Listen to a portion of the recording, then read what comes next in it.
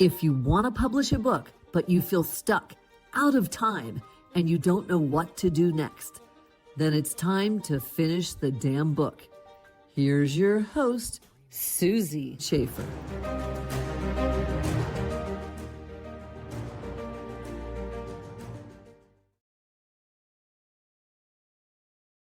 Welcome to this episode of Finish the Damn Book. I'm your host, Susie Schaefer. My guest today is Jon Bowerman, who writes with the heart of a parent and the mindset of an entrepreneur, creating stories that inspire clarity, confidence, and possibility. A lifelong builder, designer, and founder, Jon brings real-world experience and creative insight to help others rethink what's possible at any stage of life. Whether launching ventures or guiding the next generation, his work is rooted in one belief: it's never too late to design a life that honors the dreams of your inner child. Welcome, Jon. Hi, thank you, Susie. Congratulations on your new book. You're not lost. You're just starting. How to Make Anything Possible. Yeah, fun. And thank you for helping me along the way. Yeah, you're welcome. Let's do a little bit of background. What is it that you do as a creator through your company, Powerful Design? Sure. So Powerful Design is a company I started at a very young age. And it's actually a concept I have in the book, which is everyone should be the CEO of themselves. So Powerful Design isn't a direct company, but it is the company that I show up to the world as for any other company that I'm working with.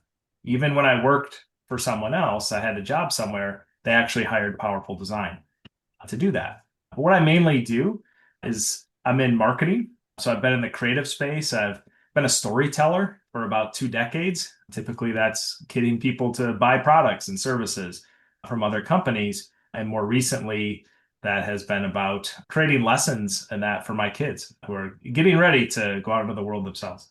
Oh, that's exciting. I love that. So what is the story behind you and Paola writing this book? Was there anything emotionally frustrating or challenging for the two of you in the process of writing it?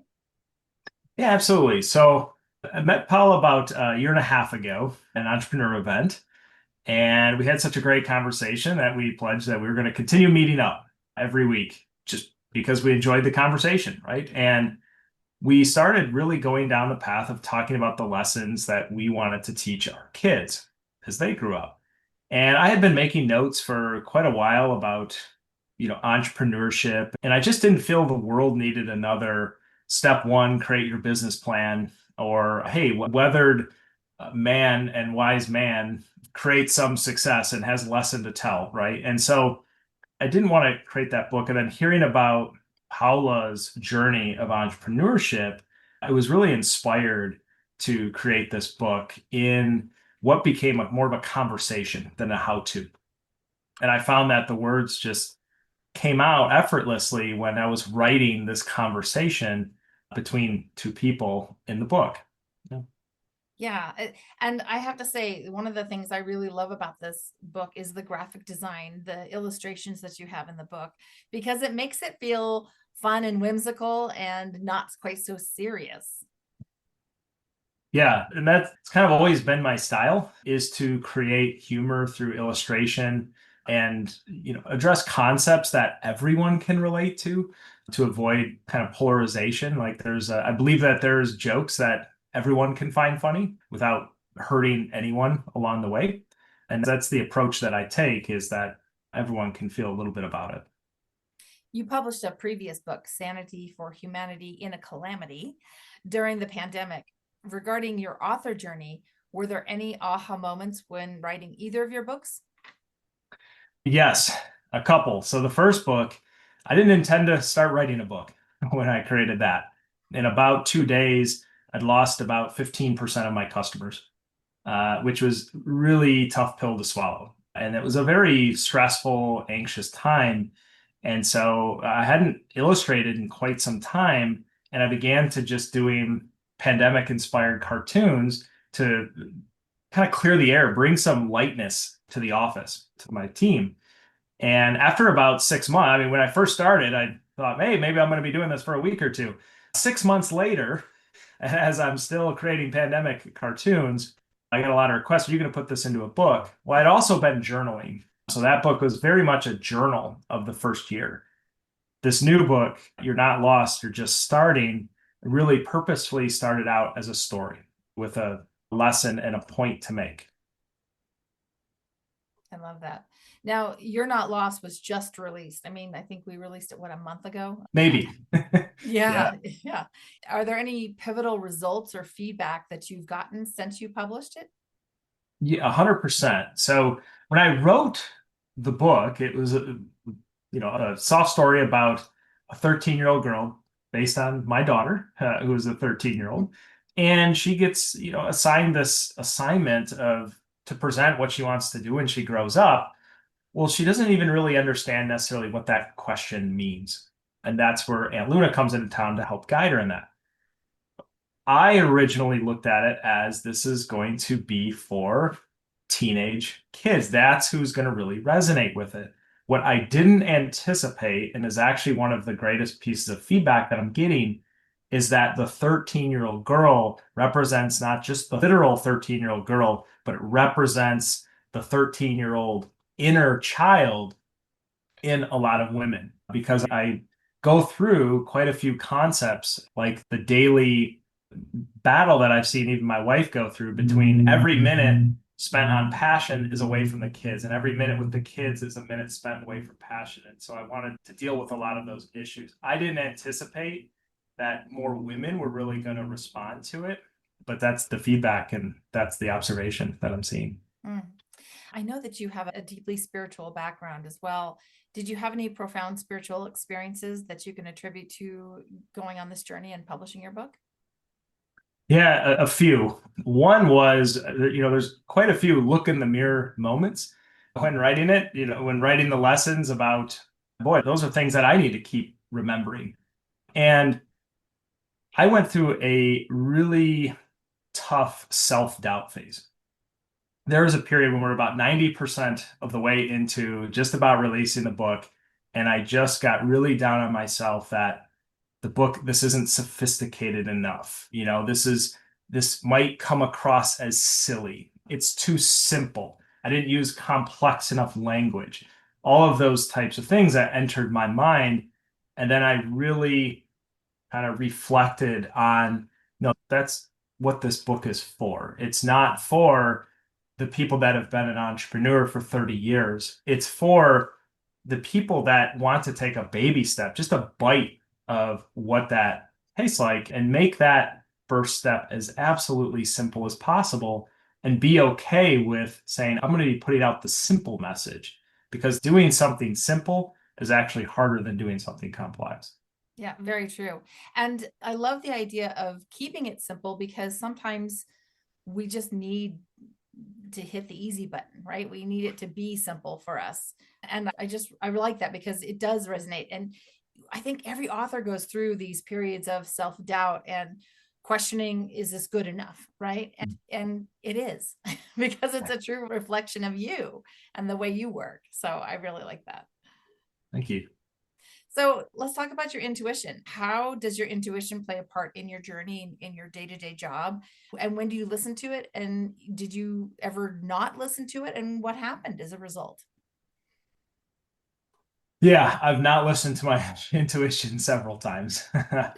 And, I listen to it more and more, I think, every day as I've grown and see those, when I'm able to observe those repeatable patterns that I'm maybe about to make again, that's what kind of cues me into it. But, I spent the majority of the early part of my life, I would say, living in my head, and getting back in touch with my inner child over the last couple of years has allowed me to live life more in my heart. And I found that the more that I actually live in my heart, the stronger my intuition is, and that the closer aligned that compass happens to be. And when I'm living in my head, that's when, I'll give you an example of one of my early stories. I loved art in high school. Absolutely dreamed, lived it every day. You couldn't get me to stop drawing. I went to engineering school because that's where the money was. That was using my head. My intuition was, you are going to be denying a huge piece of you. And I've spent the last 20 years getting back to that kid who loved art. Yeah. I think that's a great lesson for all of us, that we need to tap into that inner child and do the things that might seem silly or frivolous, but really that's where our greatest creativity comes from and where our passion is. And so when you get back in touch with that inner child and that playfulness, I just feel like that's the key to life. I think we've all become way too serious with a lot of parts of our lives, right? Yeah, there was a moment about a year ago when I looked in the mirror and I wasn't happy Mm, with what I saw. And then there was another moment about 6 months ago when I did. yeah, I that's felt good. like I was back aligned. And Yeah. it's wonderful to see. I mean, I love that you also are an artist, but also that you journal and do things like that too, because I think that for me in particular, journaling is one of those ways that they're milestones. And so I can go back and look at a journal that was a year or 2 years ago, and I can really see the progress that I've made and the changes that have taken place in me. Because I can tell you, I'm not even the same person I was even a year ago. My life has changed so much by meeting the types of people that I work with. And now by launching this podcast, for example, it's great to be able to share these stories with other people. So I think that's a really big piece of it, being able to go back and see, okay, where did I make strides? How far have I come in the last 6 months or a year? Absolutely. Yeah, I found that a big part of it is just not going in with expectations. I mean, I'm the Mm, type of person I can walk into a bookstore with the idea that I might be there for 6 hours, having no idea what I'm going to walk away with, but knowing I'm going to walk away with something.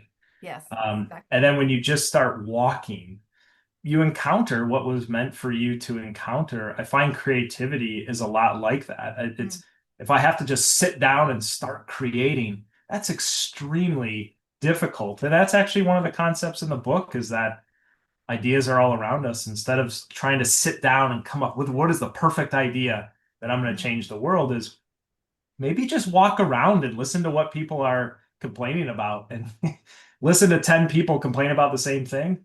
There's your great business idea right there. Right, finding a solution. And I love the idea that, like, you taking it outside of, okay, you have to do it a certain way. It comes the same thing with writing. And this is one of the things that I teach people is to get out of your head and get into your heart space to write. You have to deconstruct it. You can't do what they told us in school, which is write an outline. And that works for some people if they are very analytical or that's the way their brain works. But for most people, that's not the case.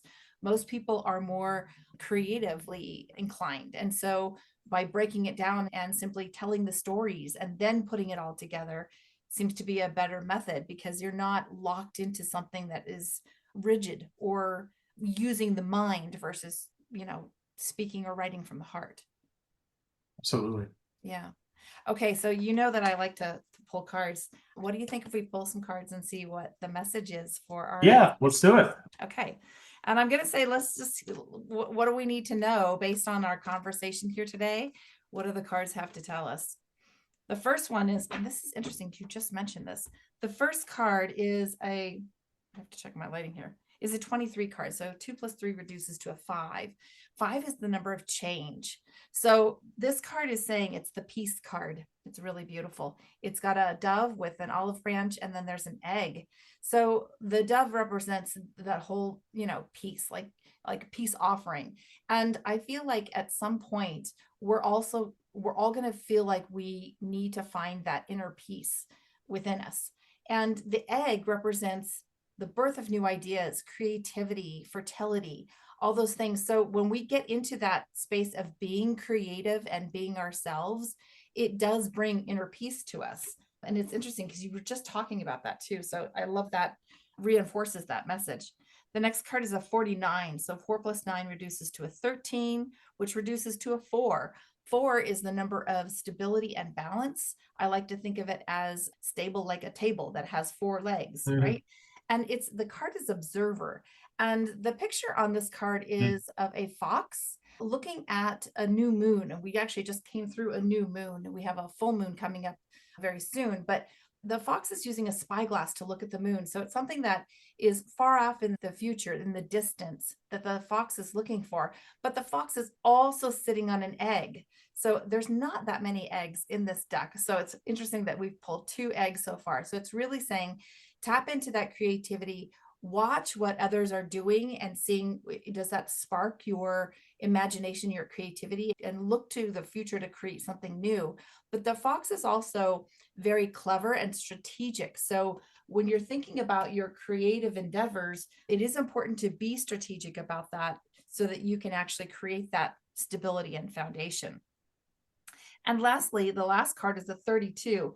Interesting, because the first card was a 23. This is a 32. They are mirror images of each other.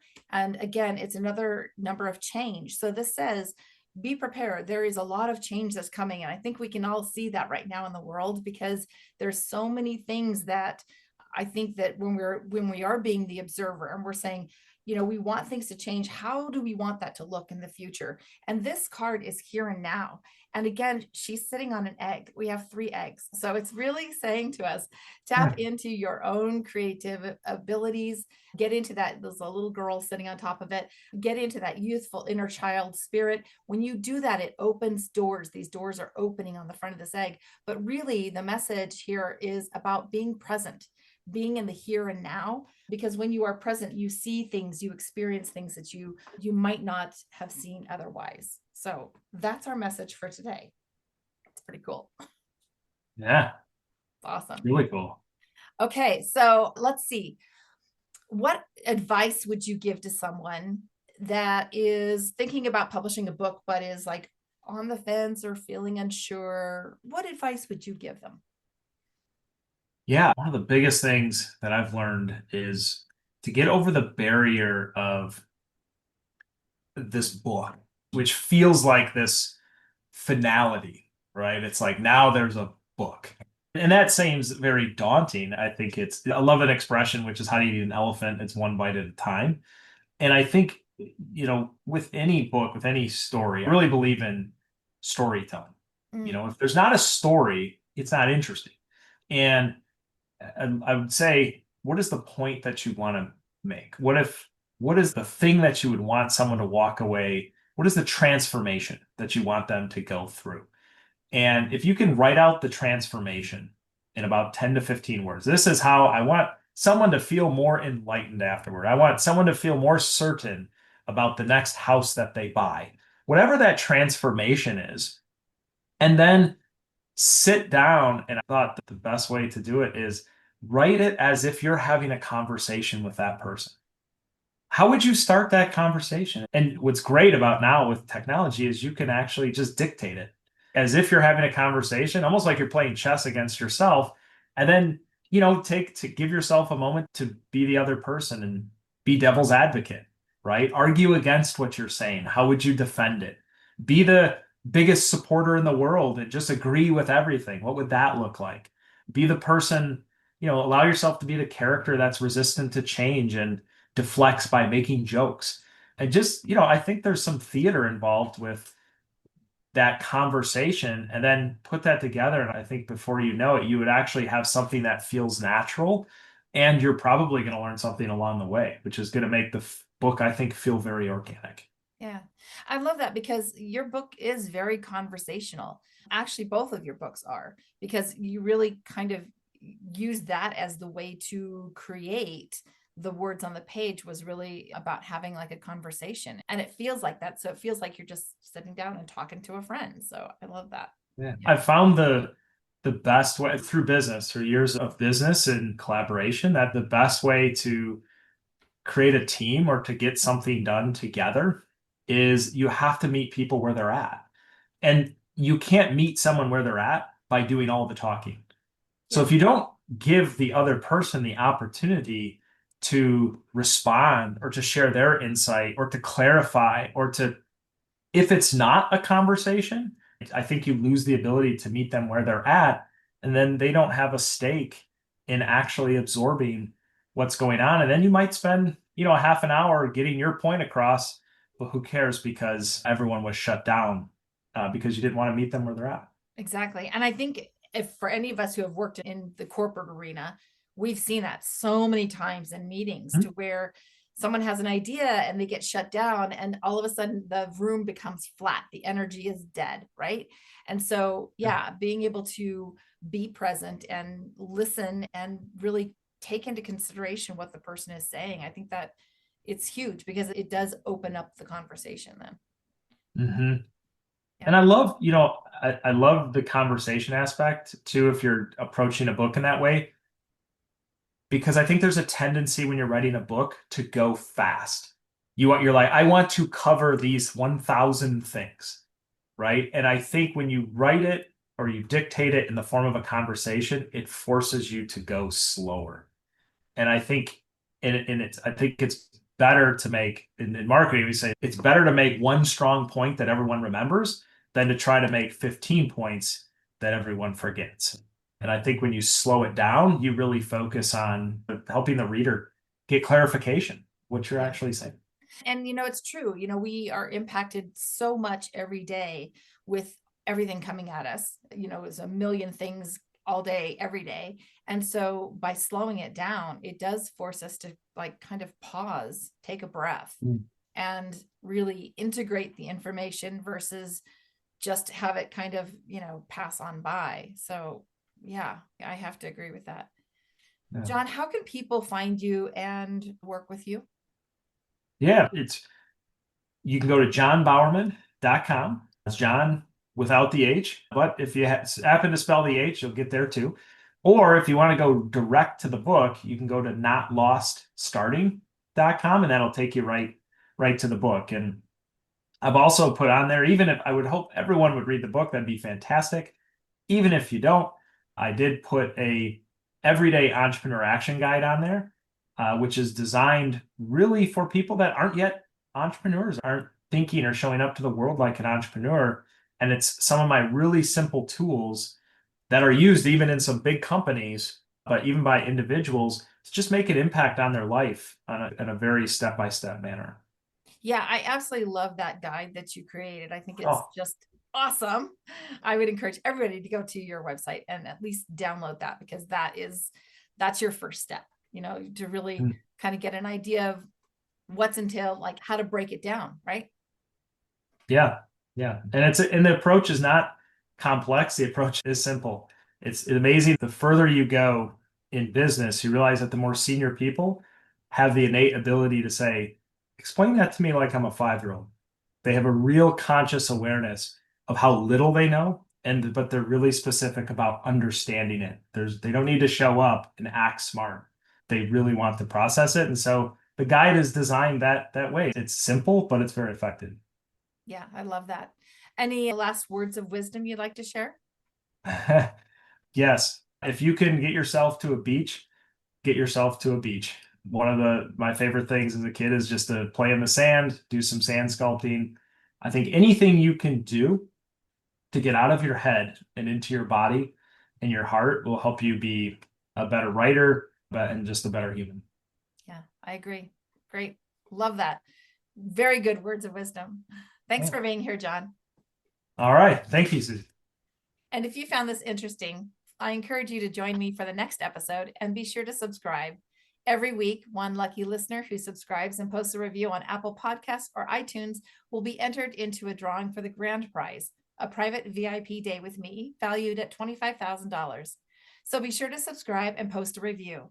Until then, keep on writing so you can finish the damn book. We'll see you next time. So that's it for today's episode of Finish the Damn Book. Head on over to wherever you listen to podcasts and subscribe to the show. One lucky listener every single week that posts a review on Apple Podcasts or iTunes will win a chance in the grand prize drawing to win a $25,000 value private VIP day with Susie Schaefer herself. Head on over to finishthedamnbookpodcast.com and pick up a free copy of Susie's gift. And join us on the next episode.